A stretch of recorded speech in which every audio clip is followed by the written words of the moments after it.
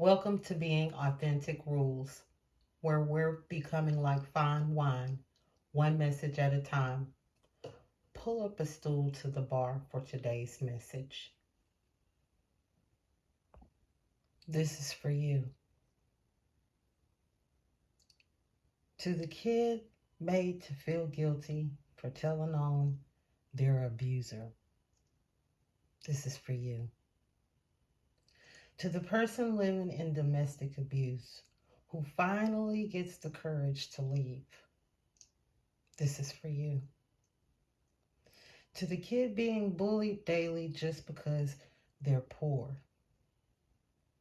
This is for you. To the man who works hard every day but gets no credit for what he does for his kids. This is for you.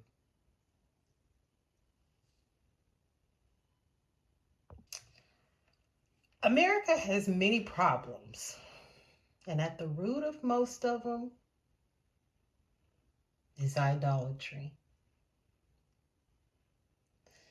The Bible calls idolatry greed.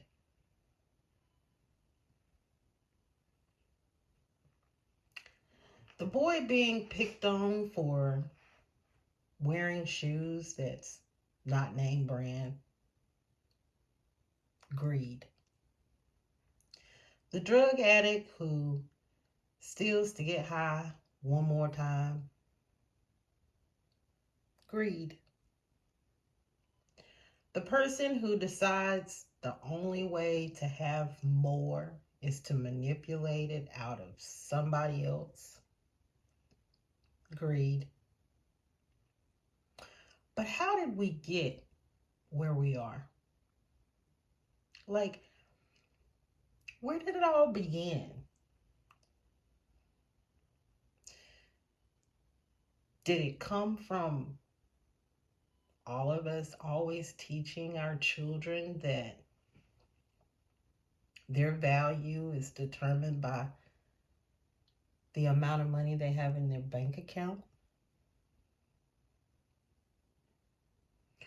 Or maybe it's teaching them that the longer you stay in school means you're smarter than everybody else. Or how about teaching them that the bigger your house, the more respect you deserve? Now, I know most people will say that's not at all what we teach our children. But do we? Do we really? Is it not? Don't we get super excited, more excited over these things?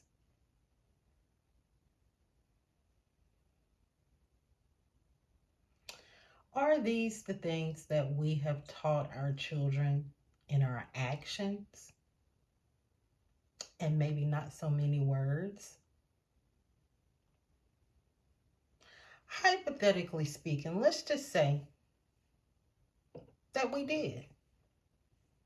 Hindsight is always 2020. If so, then we're just all to blame. So now, what will we do about it? Protest, boycotts, and loud displays of opposition will never work.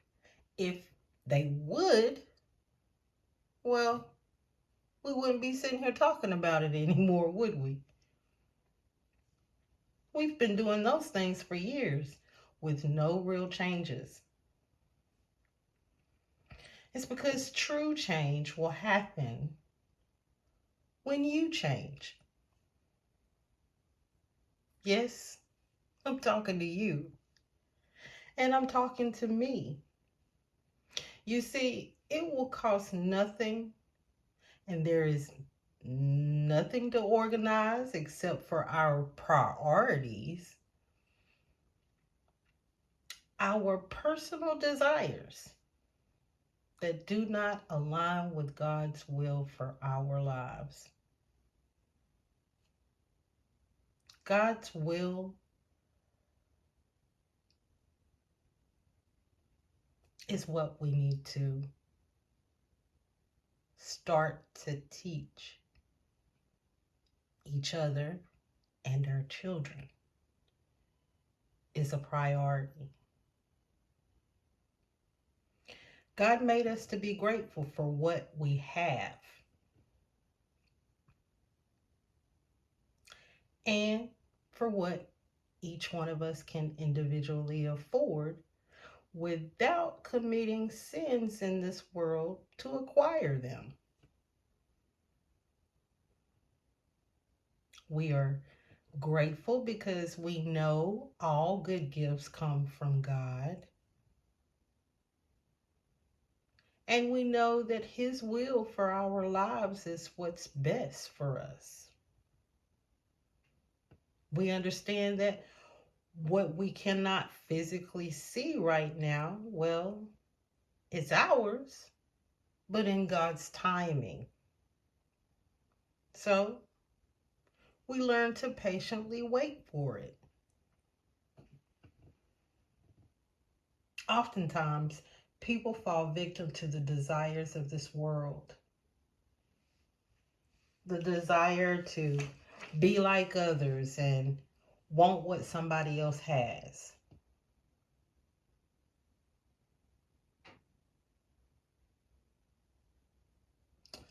It presents unnecessary pressure on ourselves and each other to conform to this idea that we need more.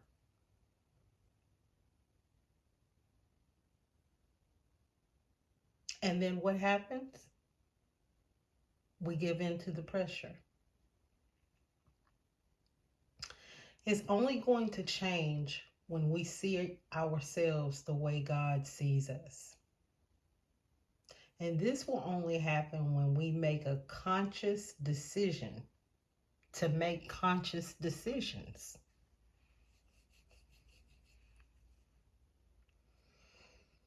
We won't get there overnight.